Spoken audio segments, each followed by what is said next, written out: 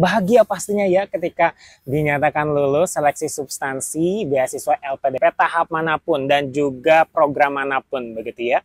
Namun ketika sudah lulus banyak juga yang bingung, saya itu harus ngapain awalnya gitu ya. Harus mulai dari mana, harus apa yang harus dilakukan setelah dinyatakan lulus. Nah, video ini menjadi video bantuan buat kamu yang memang sangat bingung ketika sudah dinyatakan lulus seleksi substansi beasiswa LPDP, tapi bingung mau ngapain. Simak video ini selengkapnya ya.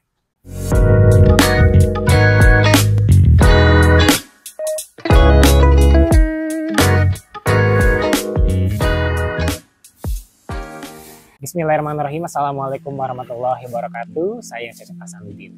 Video ini menjadi video part pertama karena akan sangat panjang begitu ya kalau kita memang buat satu video untuk kalian yang memang sangat bingung begitu ya setelah dinyatakan lolos sebagai penerima beasiswa LPDP. Tapi tunggu dulu, karena ketika kita sudah dinyatakan lulus seleksi substansi nih, kalau kita sudah punya screenshotan ini nih, set. Nah, kalau sudah punya screenshotan ini lolos seleksi substansi di platform beasiswa kita begitu ya. Salah satu berita bahagia juga ya kan ya bagi kita, baik itu tahap 1 ataupun tahap 2 dan juga program manapun. Tapi nah setelah itu ngapain gitu ya, banyak juga yang akhirnya bingung. Nah, ini sebenarnya banyak harus dilakukan sebelum kita masuk ke studi begitu ya, tahapannya sangat banyak sekali. Ini part pertama, kita akan fokus di 4 hal saja, yaitu di akun e-beasiswa. Lalu untuk jalur non LOE kita akan fokus mencari LOE-nya terlebih dahulu begitu ya. Jadi kita akan fokus ke 4 hal pada sesi kali ini.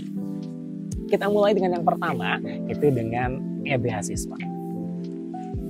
Kadang mungkin banyak juga pertanyaan ya, kita tuh nanti pencairan beasiswanya bagaimana, terus berhubungan dengan LPDP-nya bagaimana, terus langkah-langkahnya tuh kita lihat di mana begitu ya. Ternyata LPDP sudah memberikan satu media, satu platform website yang bisa kita pergunakan untuk begitu ya memulai perjalanan beasiswa kita. Kita sendiri sebagai peserta yang lulus seleksi substansi ini belum dinyatakan sebagai penerima beasiswa, tapi sebagai CPB, yaitu calon penerima beasiswa. Nah, setelah dinyatakan lulus biasanya ada sosialisasi terlebih dahulu dari pihak LPDP dan itu sifatnya daring ataupun online. Karena kan peserta kita banyak dari seluruh Indonesia. Nanti akan diberikan akun Zoom-nya, begitu ya, bukan akun Zoom ya, link Zoom-nya di platform beasiswa kita yang tadi dinyatakan lulus begitu ya, yang tadi ada platform dinyatakan lulusnya atau di formulir pendaftarannya akan ada link Zoom yang nanti akan membawa kita ke suatu hari untuk nonton sosialisasi live dari Zoom dan juga dari YouTube LPDP-nya. Kita akan diberitahu berapa yang lulus, berapa yang targetnya yang harus didapatkan nilainya begitu dan juga semuanya, dan juga langkah-langkahnya detail sebenarnya. Namun pastinya itu juga waktu yang terbatas, banyak pertanyaan yang tidak bisa ditanyakan gitu. Akhirnya kita harus mencari-cari sendiri. Nah, setelah beberapa bulan ini saya lulus di tahap 1 karena di pertengahan tahun. Tugasnya yang pertama adalah memahami dulu nih apa yang harus saya lakukan, karena saya kalau pengen langsung studi pengen banget begitu ya. Lulus bulan Juni, pengen studi bulan Agustus atau September sangat-sangat memungkinkan bagi saya, tapi juga itu akan sangat terburu-buru.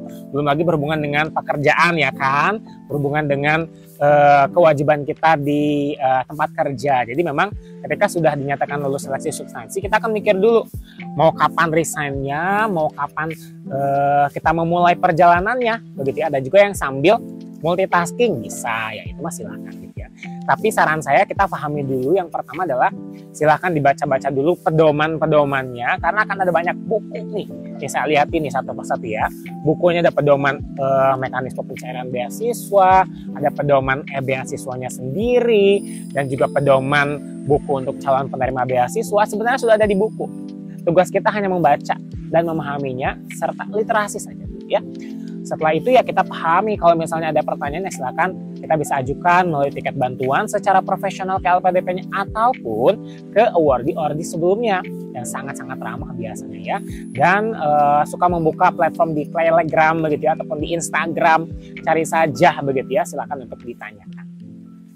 Setelah kita memahami semua literasi buku-buku panduan tersebut, kita akan memulai namanya platform yang sangat akan membantu kita dari awal sampai nanti beres studi, yaitu e-beasiswa. Platform ini bisa dijadikan oleh kita untuk acuan semuanya di situ. Semua kegiatan journey beasiswa kita akan dimulai di situ. Jadi beda ya, beda platform antara formulir pendaftaran yang pertama dengan yang e-beasiswa ini. Kita akan diberikan yang namanya nanti caranya, tapi yang pasti biasanya nanti password dan juga username-nya sama dengan password dan username yang kita pakai di formulir pendaftaran. Nanti dia akan nge-link begitu ya dengan formulir pendaftaran kita, ada biodata yang harus diisi, ada banyak berita-berita langsung dari LPDP-nya di situ. Kita tinggal akses saja, sangat memudahkan. Ini contohnya bisa dilihat di sini. Nah, caranya tidak susah, kita tinggal klik saja atau ketik saja di browser kita e-beasiswa gitu ya, LPDP. Ini adalah website yang bisa kamu akses, nanti bisa diketik atau diklik saja. Nanti saya juga taruh di deskripsi ya, seperti itu. Nah, setelah itu kita baca semuanya, kita klik satu-satu, tapi bagusnya begitu ya, bagusnya beasiswa ini adalah kita tidak bisa progres ke langkah selanjutnya kalau langkah sebelumnya belum dilakukan. Sangat membantu sekali, sangat bagus sekali menurut saya, karena kita tidak bisa yang namanya melanjutkan ke tahapan-tahapan berikutnya kalau tahapan yang sekarang ini yang sedang kita kerjakan saat ini itu belum selesai. Jadi kita akan maju ke tahapan berikutnya, nanti akan muncul gitu ya tombol-tombolnya ataupun fitur-fiturnya akan muncul kalau kita menyelesaikan satu langkah demi langkah. Itu bagus. Jadi kita tidak akan langsung loncat ke langkah berikut ini, loncat ke langkah seperti ini, itu akan membingungkan. Nah, setelah kita membaca literasi panduan-panduan, sudah masuk beasiswa, langkah berikutnya adalah sekarang kita bisa ajukan yang namanya LOS atau Letter of Sponsorship. Kadang kita pikir sudah Letter of Sponsorship berarti kita sudah punya surat beasiswa gitu ya, bukan. Jadi kita itu kan ini bagi kalian ya, sama ini contohnya saya adalah kita lulus di jalur non LOA atau jalur yang belum punya LOA. Jadi kita kan harus nyari dulu tuh LOA-nya di mana begitu ya. Sehingga kita butuh yang namanya biar pakai jalur cepat begitu ya, biar kita pakai jalur orang dalam begitu ya. Kita bisa pakai yang namanya LOS ini atau Letter of Sponsorship ini. Jadi LPDP ngasih surat bahwa kita itu sudah lulus di seleksi beasiswa. Jadi ketika kita akan mendaftar LOA di salah satu kampus tujuan kita bisa jauh lebih mudah. Karena kampus tersebut akhirnya punya jaminan bahwa ada satu lembaga yang bisa membayar studi kita. Kita tinggal milih saja, LOS kan bisa sesuai dengan 3 kampus pilihan kita. Nah, dari 3 kampus tersebut bisa kita ajukan semuanya untuk LOS-nya. Tapi saran saya satu persatu saja dulu. Fokus aja di nomor 1, lalu ke nomor 2, lalu ke nomor 3. Jadi kalau nomor 1 nggak dapat, kedua, 2 nggak dapat, ketiga. Karena tenang saja, kita diberikan waktu 18 bulan untuk mendapatkan LOA. LOS ada, kita tinggal isi saja biodatanya nih, biodata untuk LOS-nya. Nggak ribet, simpel aja, kita tinggal masukkan biodata simpel kita yang sudah terintegrasi dengan formulir pendaftaran, lalu tinggal masukkan kampus kita mau yang mana, nanti akan muncul di Letter of Sponsorship-nya kampus tujuan kita. Lalu itu kita bawa tuh Letter of Sponsorship ini dalam proses pendaftaran kita ke kampus-kampus favorit kita. Nah, setelah itu kita bisa langsung daftar LOA di kampus favorit kita. Tapi ada satu tips yang ingin saya bagikan lagi adalah bahwa silahkan research dulu atau cari tahu dulu tentang 3 kampus kita itu ya. Kadang kita tuh pengen berpindah kampus secara mendadak begitu ya, karena ikut teman atau bagaimana, ada informasi lainnya. Saran saya fokus di 3 pilihan yang sudah diberikan. Walaupun sebenarnya ada fitur untuk pindah kampus dari beasiswa tersebut. Namun memang agak sedikit bukan rumit ya, panjang begitu ya prosesnya, dan tidak semuanya bisa diakses oleh pihak LPDP. Jadi mending research dulu, pilih dari 3 itu mana yang akan kamu dapatkan LOA-nya, dan pastinya syaratnya mudah.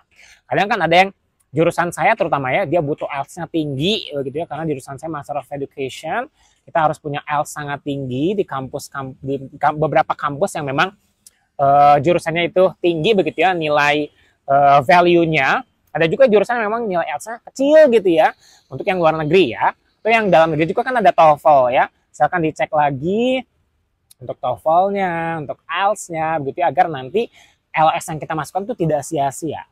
Atau kan ada biaya pendaftaran tuh, walaupun nanti di reimburse juga sih oleh pihak LPDP ya, tapi saran saya silakan untuk fokus di satu saja, 1, 2, 3 itu, mau yang pertama boleh, yang kedua boleh, yang ketiga boleh, tidak ada paksaan dari LPDP mau pilih yang mana, yang penting dari 3 pilihan yang kita submit di formulir pendaftaran.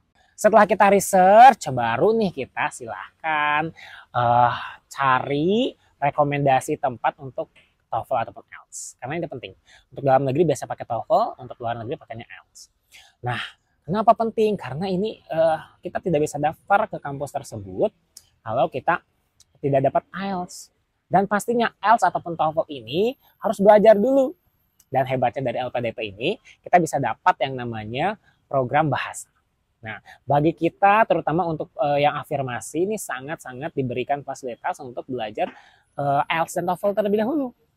Gitu ya, jadi sebelum tesnya, sebelum berangkatnya enak tuh. Jadi kita bisa tahu bagaimana bahasa Inggris, terutama bahasa asing ya, bahasa Inggris yang bisa kita pakai nanti di sekolah kita. Nah, seperti itu ya. Itu dipakai untuk tes IELTS. Nah, kita tes IELTS dulu, belajar dulu. Makanya kalau untuk yang jalur non LOA jarang langsung belajar karena memang dia butuh minimal sekali adalah 6 bulan. Research dulu, tes IELTS dulu, tes TOEFL dulu, daftar dulu. Udah kita butuh cukup banyak sehingga saya sarankan begitu ya untuk di 6 bulan setelah lulus saja dari seleksi substansi ya. Jangan langsung berangkat 3 bulan biasanya ya dari Juni ke ke Agustus atau September ataupun dari November kalau yang lulus tahap 2 ya ke Januari atau Februari. Sangat-sangat kejar-kejaran dengan waktu begitu ya. Mending saran saya tes dulu dan setelahnya tes gitu ya. Setelah itu baru kita proses ke LOA. Ada cara yang pertama yaitu ya sendiri saja gitu ya daftarnya melalui website, bikin sendiri semuanya begitu ya. Kalau saya sih lebih fokus di biar lebih mudah juga karena tidak karena kampus saya juga diberikan jasanya oleh salah satu agen pendidikan gitu ya.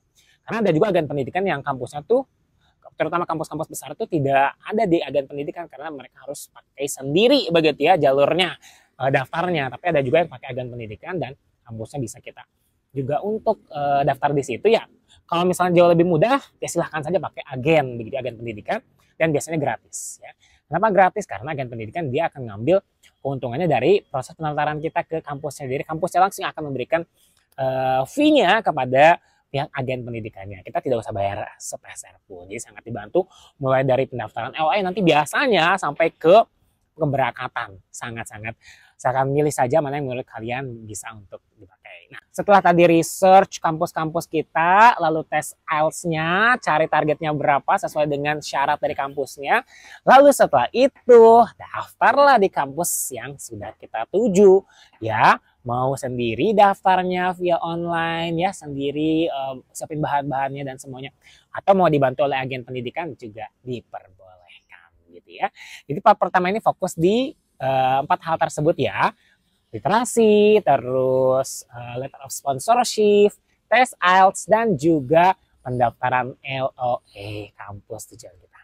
Oke, itu dan nanti kita akan lanjut ke part kedua. Setelah ini kita harus ngapain lagi begitu ya. Setelah beres dapat LOA apa yang harus kita lakukan, kita akan masuk di video berikutnya. Mudah-mudahan bermanfaat ya. Kita bertemu lagi di video selanjutnya. Assalamualaikum warahmatullahi wabarakatuh.